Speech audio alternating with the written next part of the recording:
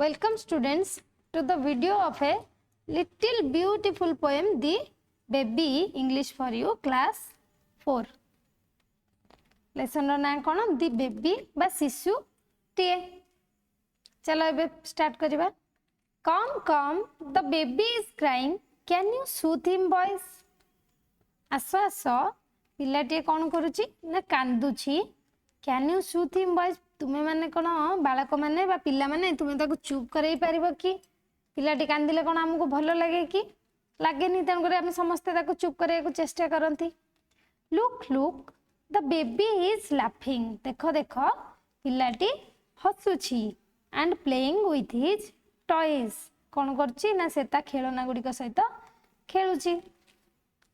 Hush the baby is sleeping.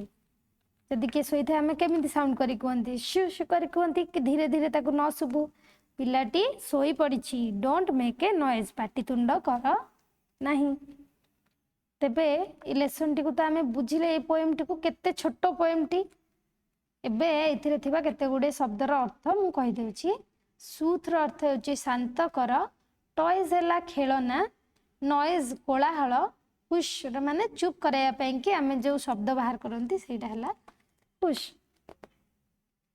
एबे ए lesson T को आमे बारंबार पढिबा आ मने रखिबा. जदि किछि डाउट थाए ताले कमेंट सेक्शन रे लिखि जणाइबा. Thank you.